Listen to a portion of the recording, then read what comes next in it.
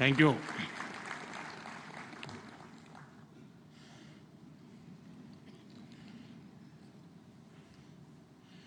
केंद्र में मेरे सहयोगी राम मोहन नायडू जी, मुरलीधर मोहोल जी, आईआईटी बोर्ड ऑफ गवर्नेंस के चेयरमैन पीटर एल्बर्स जी, आईआईटी के डायरेक्टर जनरल विली वॉम्सी, इंडिगो के मैनेजिंग डायरेक्टर राहुल भाटिया जी, अन्य सभी महानुभाव, देवी और सज्जनों, आईआईटी की 81st एनुअल जनरल मीटिंग और वर्ल्ड एयर ट्रांसपोर्ट समिट में मैं आप सब अतिथियों का भारत में स्वागत करता हूं, आपका अभिनंदन करता हूं। ये कार्यक्रम 4 दशक बाद भारत में हो रहा है। इन 4 दशकों में भारत में बहुत कुछ बदल चुका है। आज का भारत पहले से कहीं ज्यादा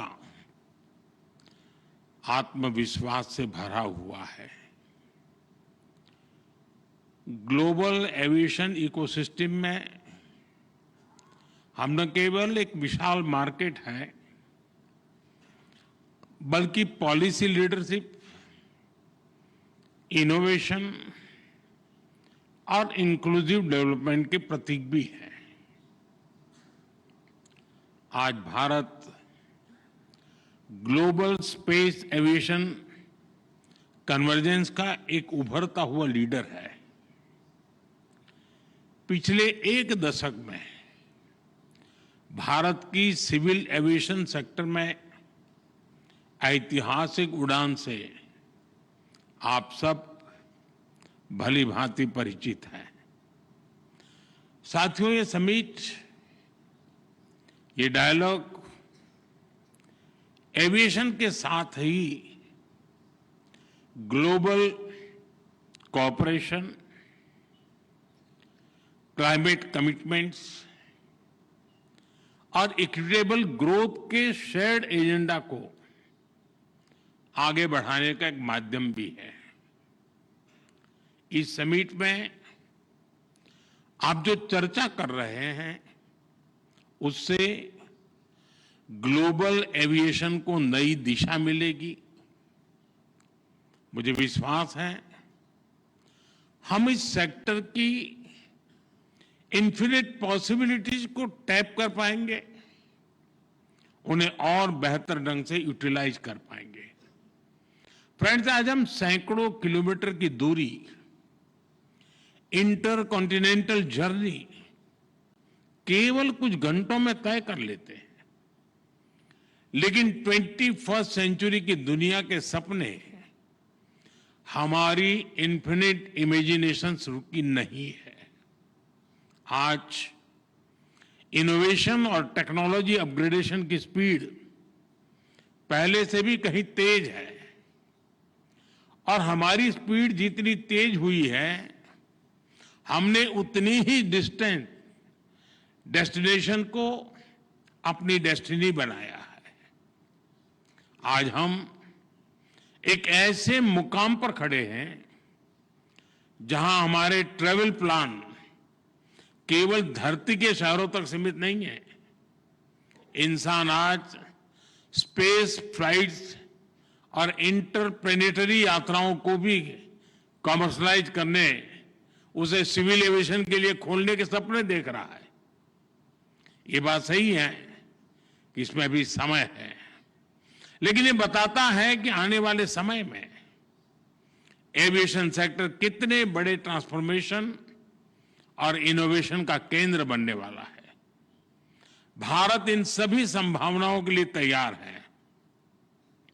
मैं इसका आधार भारत में 3 मजबूत पिलर्स के कारण बता रहा हूं। पहला, भारत के पास मार्केट है।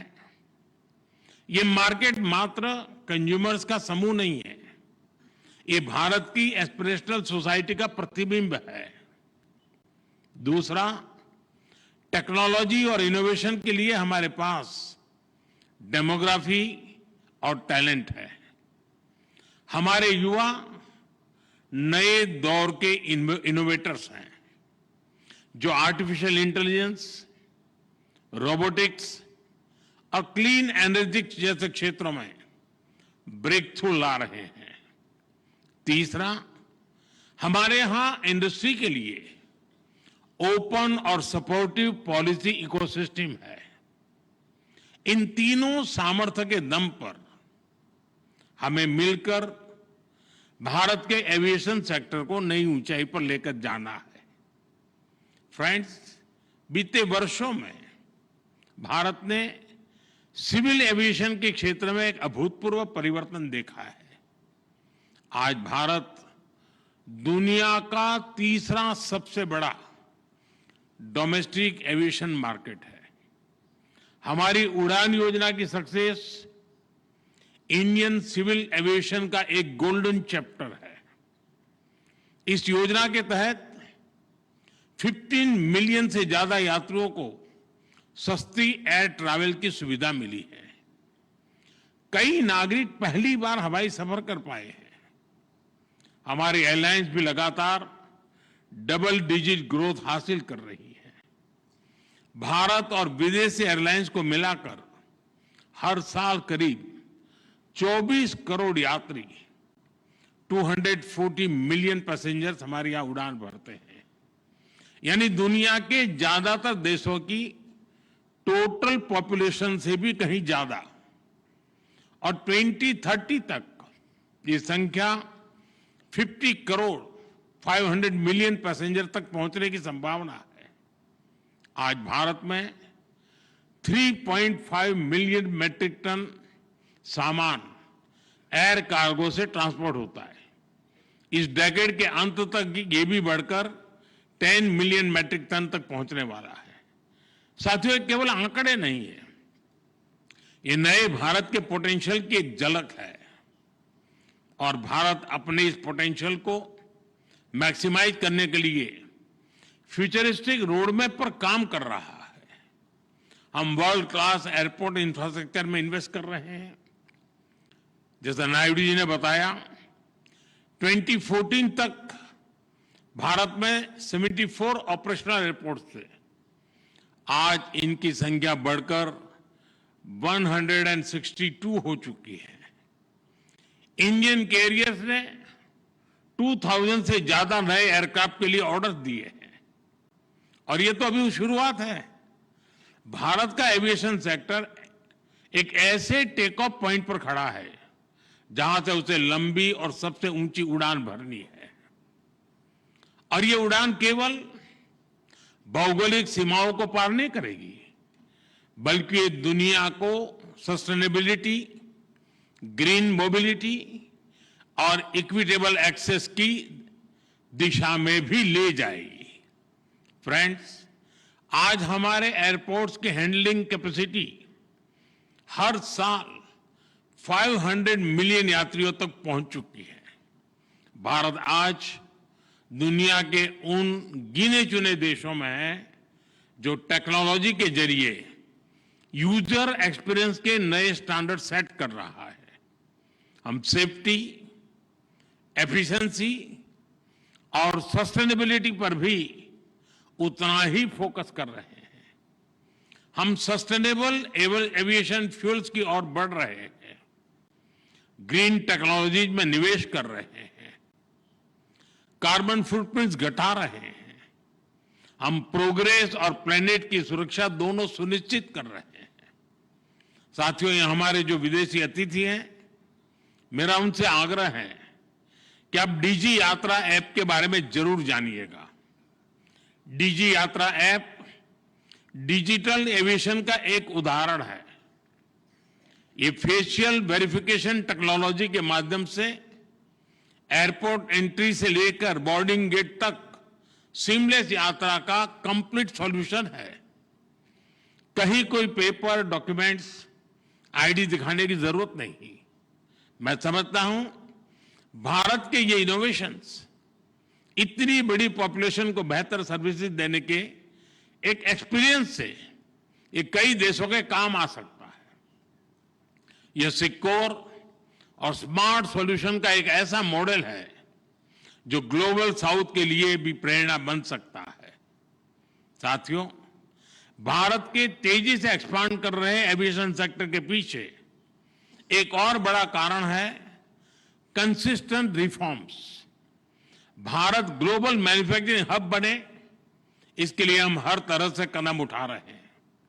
इस साल के बजट में हमने मिशन मैन्युफैक्चरिंग घोषित किया है।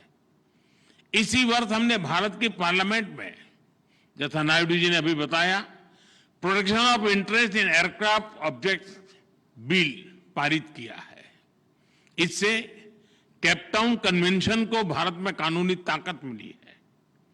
अब एयरक्राफ्ट लीजिंग करने वाली ग्लोबल कंपनियों के लिए भारत में नया मौका खुल रहा है।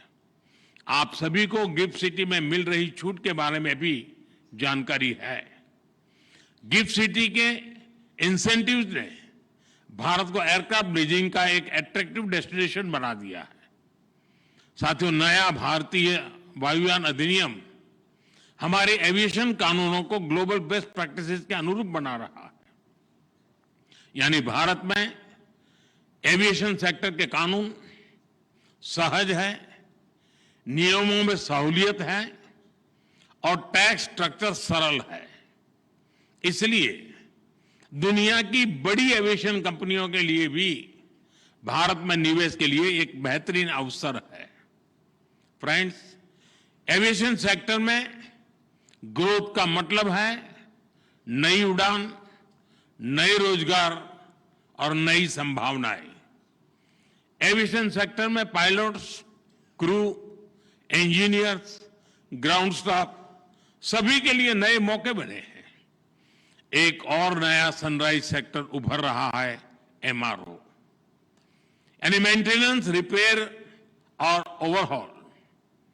हमारी नई एमआरओ पॉलिसी से भारत को एयरक्राफ्ट मेंटेनेंस का ग्लोबल हब बना के इस दिशा में तेजी आई है।